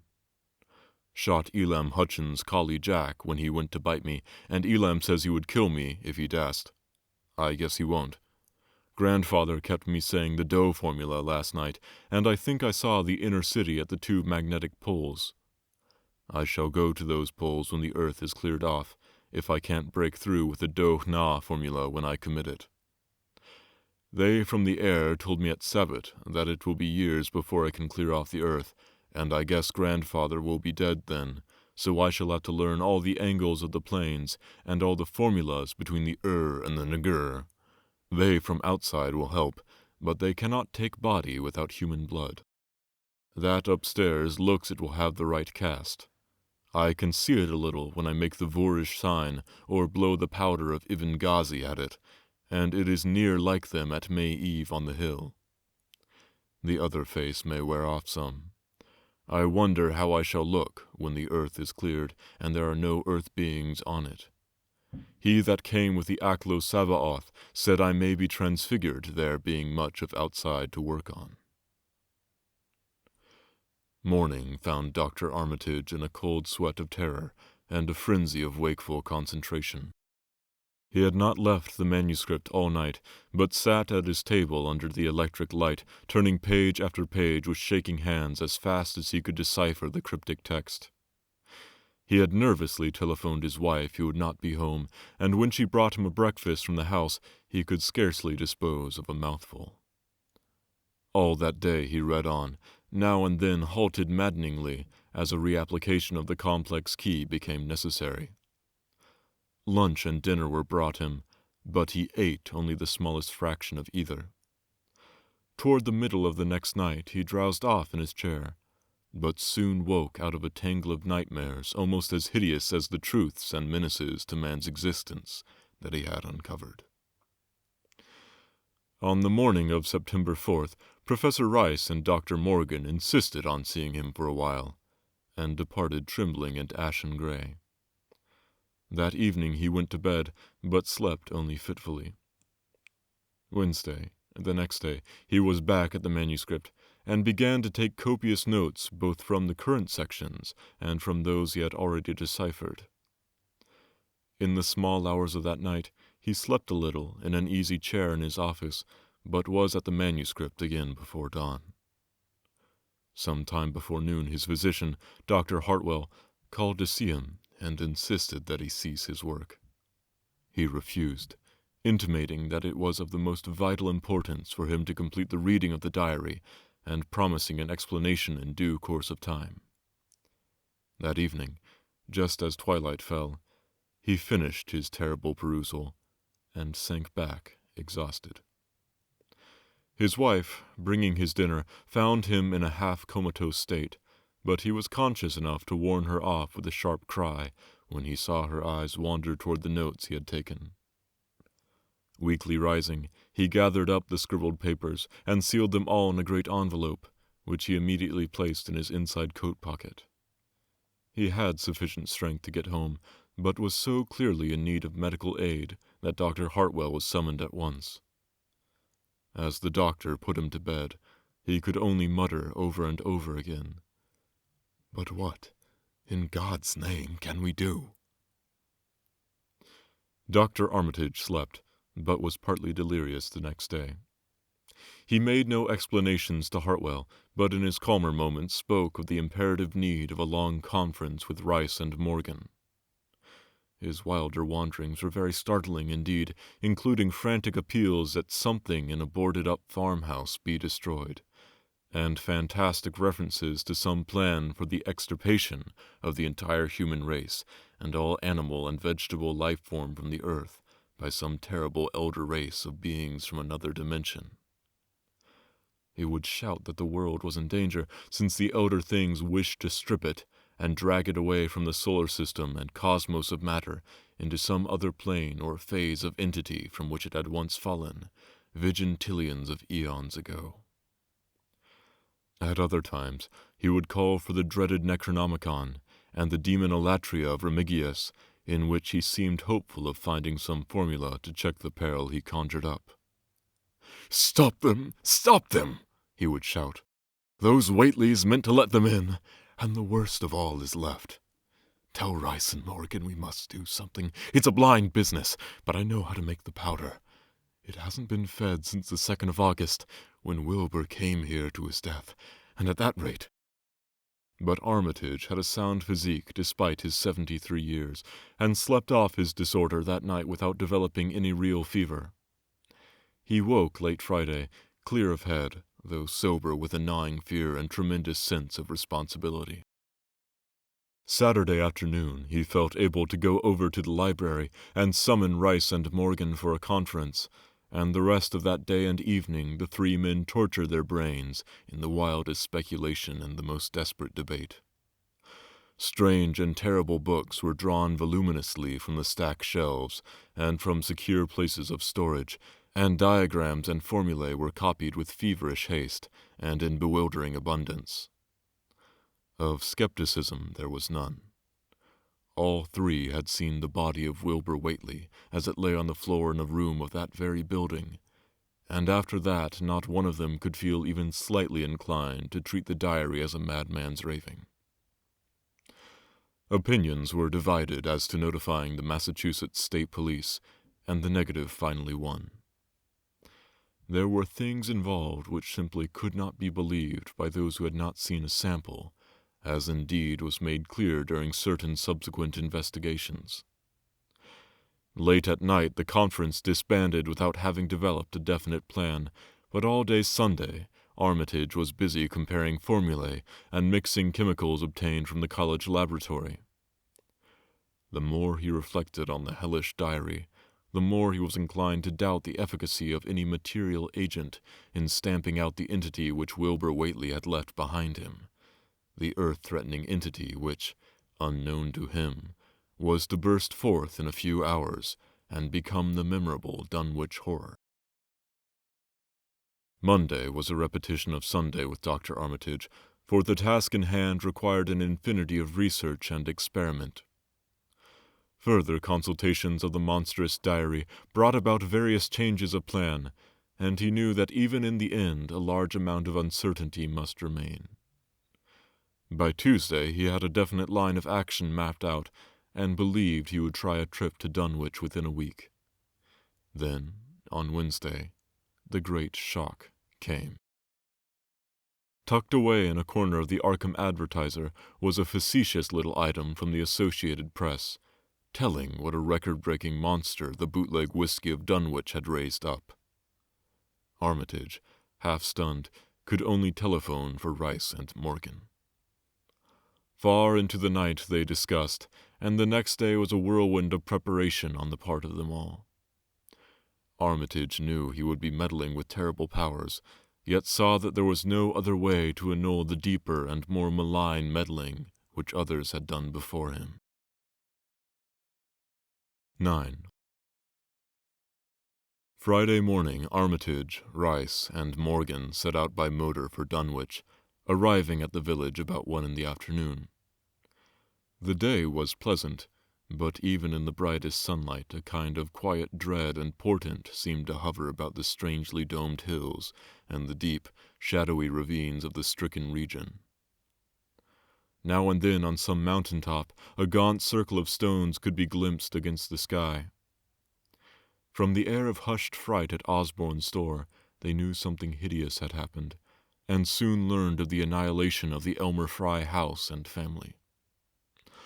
Throughout that afternoon they rode around Dunwich, questioning the natives concerning all that had occurred, and seeing for themselves with rising pangs of horror the drear Fry ruins with their lingering traces of the tarry stickiness, the blasphemous tracks in the Fry yard, the wounded Seth Bishop cattle, and the enormous swaths of disturbed vegetation in various places.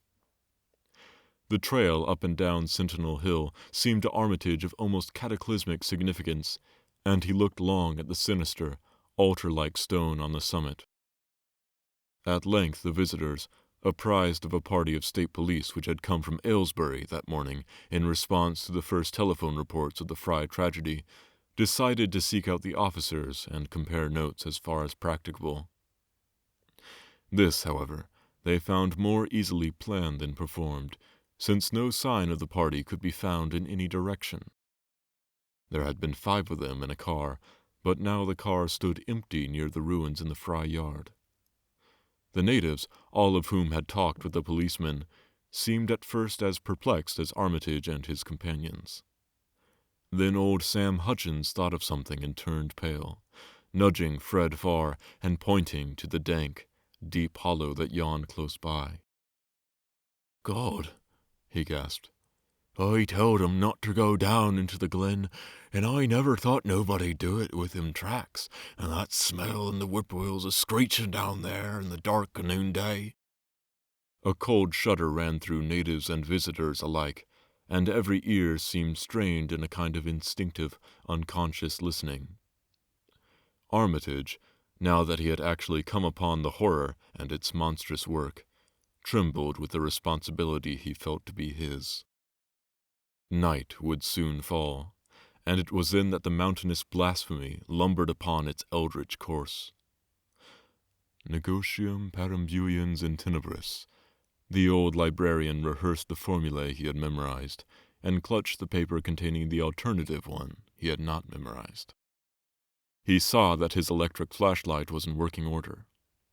Rice, beside him, took from a valise a metal sprayer of the sort used in combating insects, whilst Morgan uncased the big game rifle on which he relied, despite his colleagues' warnings that no material weapon would be of help. Armitage, having read the hideous diary, knew painfully well what kind of a manifestation to expect, but he did not add to the fright of the Dunwich people by giving any hints or clues. He hoped that it might be conquered without any revelation to the world of the monstrous thing it had escaped. As the shadows gathered, the natives commenced to disperse homeward, anxious to bar themselves indoors, despite the present evidence that all human locks and bolts were useless before a force that could bend trees and crush houses when it chose. They shook their heads at the visitors' plan to stand guard at the Fry ruins near the glen, and, as they left, had little expectancy of ever seeing the watchers again. There were rumblings under the hills that night, and the whippoorwills piped threateningly. Once in a while a wind, sweeping up out of Cold Spring Glen, would bring a touch of ineffable fetor to the heavy night air.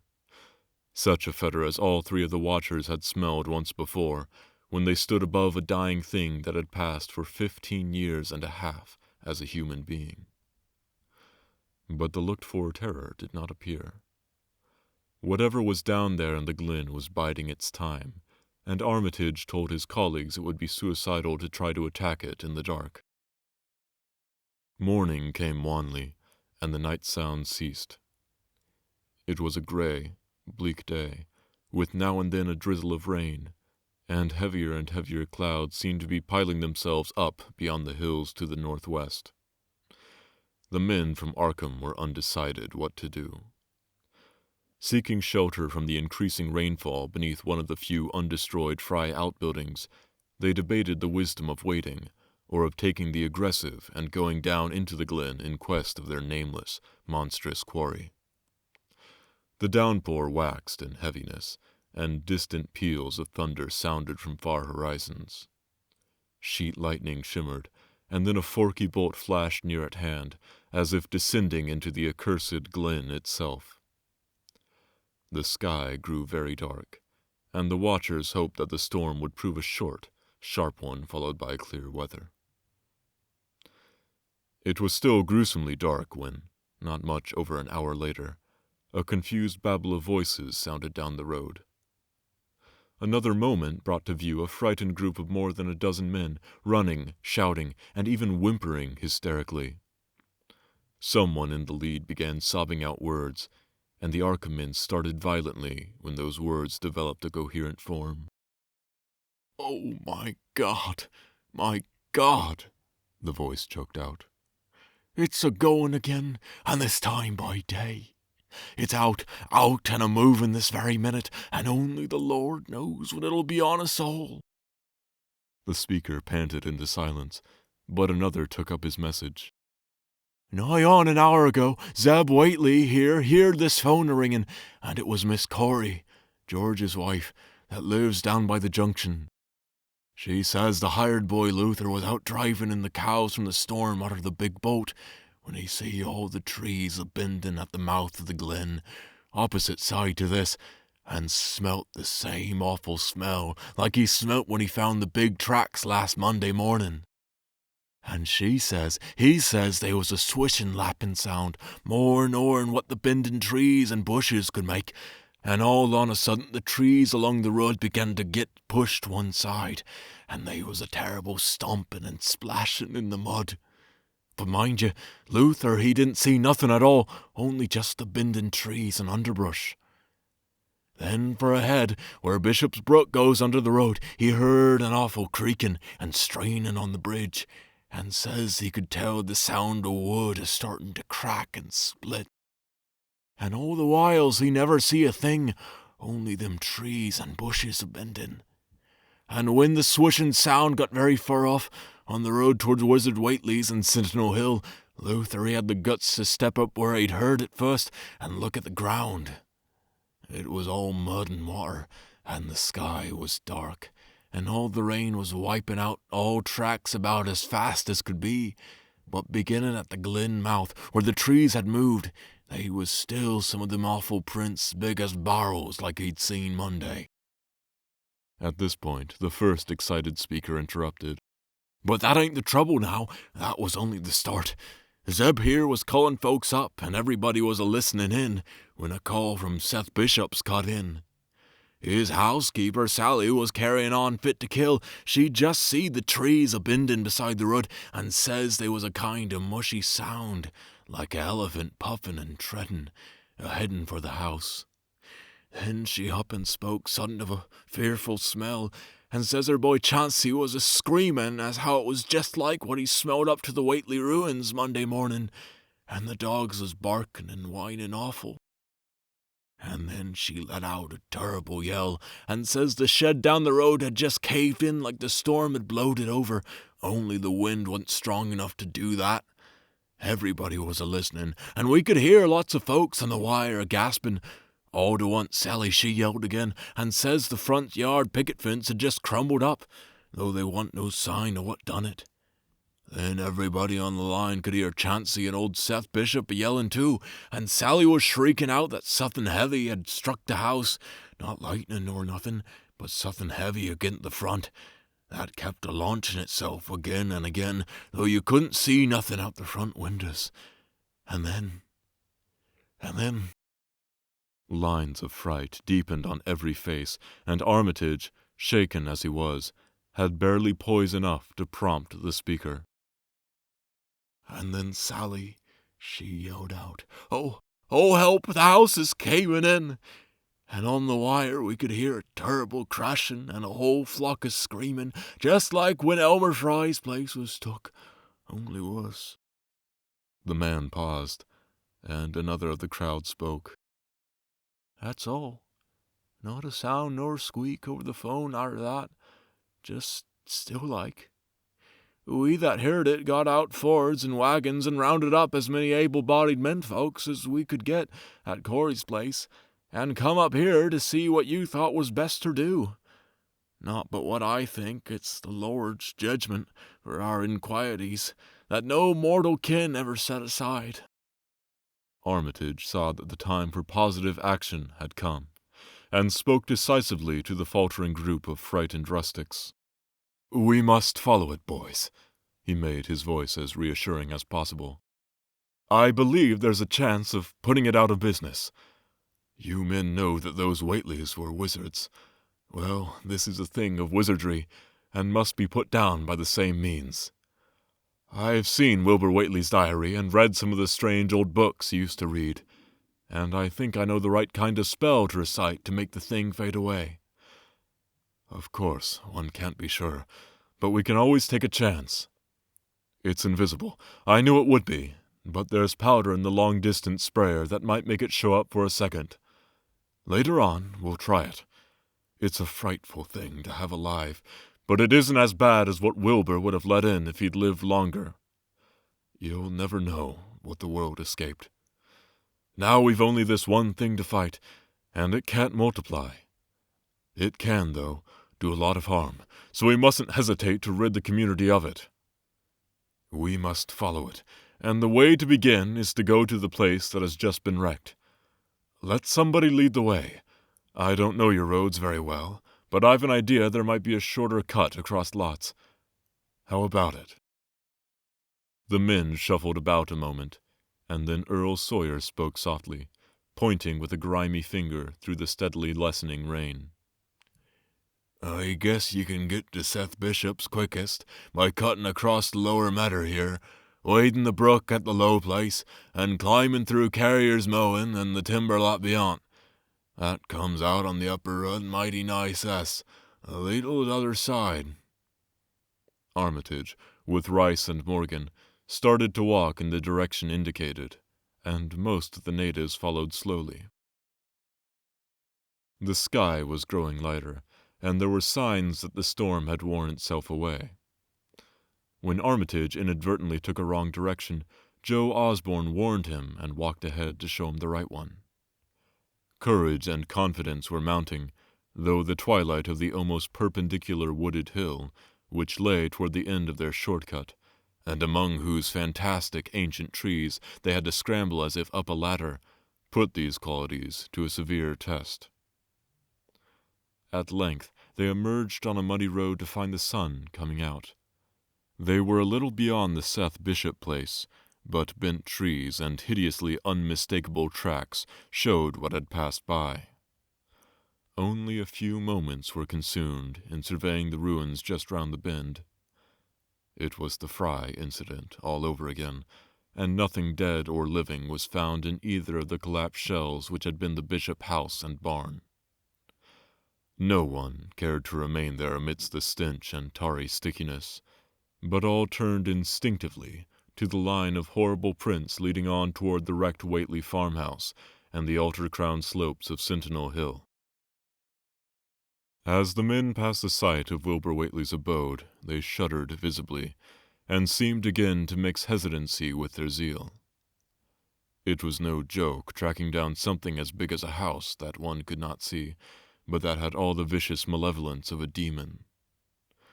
Opposite the base of Sentinel Hill, the tracks left the road, and there was a fresh bending and matting visible along the broad swath, marking the monster's former route to and from the summit.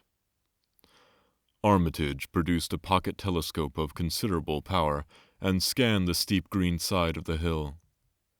Then he handed the instrument to Morgan, whose sight was keener. After a moment of gazing, Morgan cried out sharply, passing the glass to Earl Sawyer and indicating a certain spot on the slope with his finger.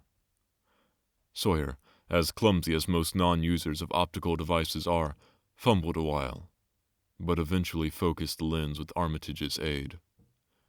When he did so, his cry was less restrained than Morgan's had been. God almighty, the grass and bushes is a-movin'. It's a-goin' up, slow-like, creepin', up to the top this minute. Heaven only knows what for. Then the germ of panic seemed to spread among the seekers. It was one thing to chase the nameless entity, but quite another to find it. Spells might be all right, but suppose they weren't.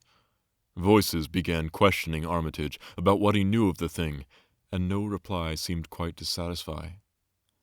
Everyone seemed to feel himself in close proximity to phases of nature and of being utterly forbidden and wholly outside the sane experience of mankind. 10.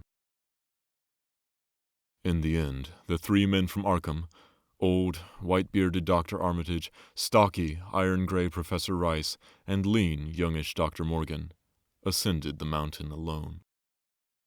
After much patient instruction regarding its focusing and use, they left the telescope with the frightened group that remained in the road, and as they climbed they were watched closely by those among whom the glass was passed round.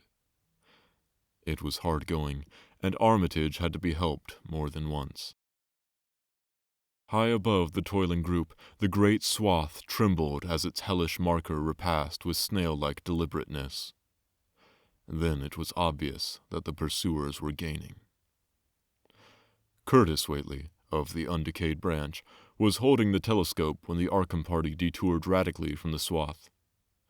He told the crowd that the men were evidently trying to get to a subordinate peak, which overlooked the swath at a point considerably ahead of where the shrubbery was now bending. This, indeed, proved to be true, and the party were seen to gain the minor elevation only a short time after the invisible blasphemy had passed it. Then Wesley Corey, who had taken the glass, cried out that Armitage was adjusting the sprayer which Rice held, and that something must be about to happen. The crowd stirred uneasily, recalling that his sprayer was expected to give the unseen horror a moment of visibility. 2 or 3 men shut their eyes, but Curtis Whately snatched back the telescope and strained his vision to the utmost. He saw that Rice, from the party's point of advantage above and behind the entity, had an excellent chance of spreading the potent powder with marvelous effect. Those without the telescope saw only an instant's flash of gray cloud, a cloud about the size of a moderately large building near the top of the mountain. Curtis, who held the instrument, dropped it with a piercing shriek into the ankle-deep mud of the road. He reeled, and would have crumbled to the ground had not 2 or 3 others seized and steadied him. All he could do was moan half inaudibly. Oh, great God, that. There was a pandemonium of questioning, and only Henry Wheeler thought to rescue the fallen telescope and wipe it clean of mud. Curtis was past all coherence, and even isolated replies were almost too much for him. Bigger in the barn. All made of squirming ropes. Whole things were shaped like a hen's egg, bigger than anything, with dozens of legs like hogsheads that half shut up when they step. Nothing solid about it. All like jelly, and made of separate, wriggling ropes pushed close together. Great bulging eyes all over it, 10 or 20 mouths or trunks sticking out along the sides, big as stovepipes, and all a tossing and opening and shutting, all grey with kinder blue or purple rings, and God at heaven, that half face on top. This final memory, whatever it was, proved too much for poor Curtis, and he collapsed completely before he could say more. Fred Farr and Will Hutchins carried him to the roadside and laid him on the damp grass. Henry Wheeler, trembling, turned the rescued telescope on the mountain to see what he might. Through the lens were discernible 3 tiny figures, apparently running towards the summit as fast as the steep incline allowed. Only these, nothing more. Then everyone noticed a strangely unseasonable noise in the deep valley behind, and even in the underbrush of Sentinel Hill itself. It was the piping of unnumbered whippoorwills, and in their shrill chorus there seemed to lurk a note of tense and evil expectancy. Earl Sawyer now took the telescope and reported the 3 figures as standing on the topmost ridge, virtually level with the altar stone, but at a considerable distance from it. One figure, he said, seemed to be raising its hands above its head at rhythmic intervals, and as Sawyer mentioned the circumstance, the crowd seemed to hear a faint, half-musical sound from the distance, as if a loud chant were accompanying the gestures. The weird silhouette on that remote peak must have been a spectacle of infinite grotesqueness and impressiveness, but no observer was in a mood for aesthetic appreciation. I guess he's saying the spell, whispered Wheeler as he snatched back the telescope. The whippoorwills were piping wildly, and in a singularly curious, irregular rhythm, quite unlike that of the visible ritual. Suddenly, the sunshine seemed to lessen without the intervention of any discernible cloud. It was a very peculiar phenomenon, and was plainly marked by all.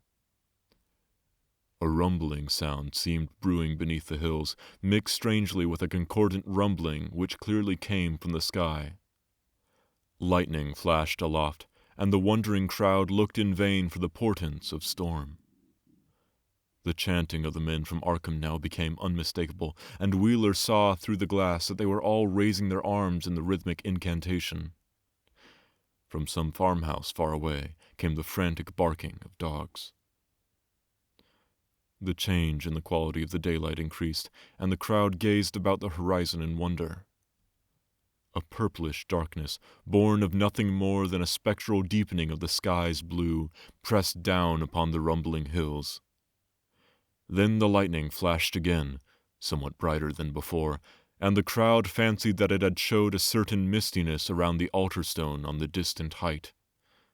No one, however, had been using the telescope at that instant. The whippoorwills continued their irregular pulsation, and the men of Dunwich braced themselves tensely against some imponderable menace with which the atmosphere seemed surcharged. Without warning came those deep, cracked, raucous vocal sounds which will never leave the memory of the stricken group who heard them. Not from any human throat were they born, for the organs of man can yield no such acoustic perversions. Rather would one have said they came from the pit itself, had not their source been so unmistakably the altar stone on the peak.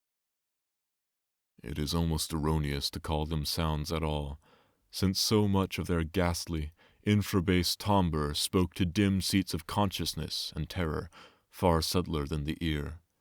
Yet one must do so, since their form was indisputably, though vaguely, that of half-articulate words. They were loud, loud as the rumblings and the thunder above which they echoed, yet did they come from no visible being. And because imagination might suggest a conjectural source in the world of non-visible beings, the huddled crowd at the mountain's base huddled still closer, and winced as if in expectation of a blow. Jagni, Diagnitla, Jagsulfath, Rang the hideous croaking out of space. The The speaking impulse seemed to falter here, as if some frightful psychic struggle were going on. Henry Wheeler strained his eye at the telescope, but saw only the 3 grotesquely silhouetted human figures on the peak, all moving their arms furiously in strange gestures as their incantation drew near its culmination. From what black wells of acherontic fear or feeling, from what unplumbed gulfs of cosmic consciousness or obscure, long-latent heredity were those half-articulate thunder-croakings drawn? Presently they began to gather renewed force and coherence as they grew in stark, utter, ultimate frenzy.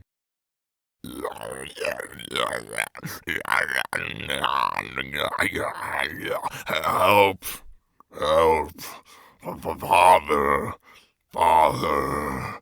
Yog-Sothoth! But that was all.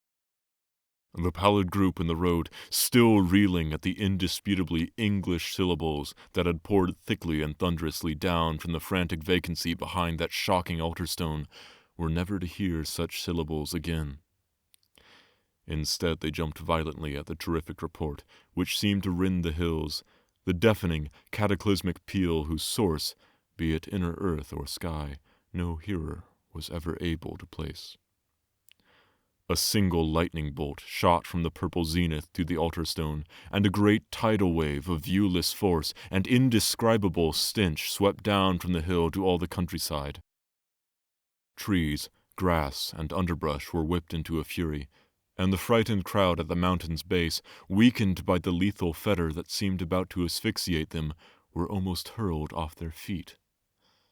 Dogs howled from the distance, green grass and foliage wilted to a curious, sickly yellow-gray, and over field and forest were scattered the bodies of dead whippoorwills.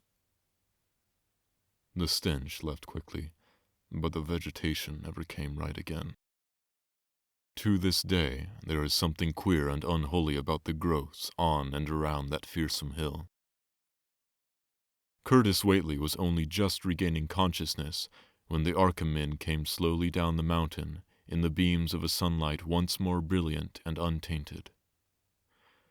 They were grave and quiet, and seemed shaken by memories and reflections even more terrible than those which had reduced the group of natives to a state of cowed quivering. In reply to a jumble of questions, they only shook their heads and reaffirmed one vital fact. "The thing has gone forever," Armitage said. "It has been split up into what it was originally made of, and can never exist again. It was an impossibility in a normal world. Only the least fraction was really matter in any sense we know. It was like its father, and most of it has gone back to him in some vague realm or dimension outside our material universe, some vague abyss out of which only the most accursed rites of human blasphemy could ever have called him for a moment on the hills." There was a brief silence, and in that pause the scattered senses of poor Curtis Whately began to knit back into a sort of continuity, so that he put his hands to his head with a moan. Memory seemed to pick itself up where it had left off, and the horror of the sight that had prostrated him burst in upon him again. Oh my God! That half-face on top of it, that half-face with the red eyes and crinkly albino hair, and no chin like the Whateleys. It was a octopus centipede, spider kind of thing, but they was a half-shaped man's face on top of it, and it looked like Wizard Whately's, only it was yards and yards across. He paused, exhausted, as the whole group of natives stared in a bewilderment not quite crystallized into fresh terror. Only old Zebulon Whately, who wanderingly remembered ancient things but who had been silent heretofore, spoke aloud. 15 year gone, he rambled. I heerd old Whately say as how some day we'd hear a child of Lavinie's a-callin' its father's name on the top of Sentinel Hill. But Joe Osborne interrupted him to question the Arkham men anew. What was it, anyhow, and however did young Wizard Whately call it out of the air it come from? Armitage chose his words very carefully. It was mostly a kind of force that doesn't belong in our part of space, a kind of force that acts and grows and shapes itself by other laws than those of our sort of nature. We have no business calling in such things from outside, and only very wicked people and very wicked cults ever try to. There was some of it in Wilbur Whately himself, enough to make a devil and a precocious monster of him, and to make his passing out a pretty terrible sight. I'm going to burn his accursed diary, and if you men are wise, you'll dynamite that altar stone up there, and pull down all the rings of standing stones on the other hills. Things like that brought down the beings those Whateleys were so fond of, the beings they were going to let in tangibly to wipe out the human race and drag the earth off to some nameless place for some nameless purpose. But as to the thing we've just sent back, the Whateleys raised it for a terrible part in the doings that were to come. It grew fast and big from the same reason that Wilbur grew fast and big, but it beat him because it had a greater share of the outsideness in it. You needn't ask how Wilbur called it out of the air. He didn't call out. It was his twin brother, but it looked more like the father than he did.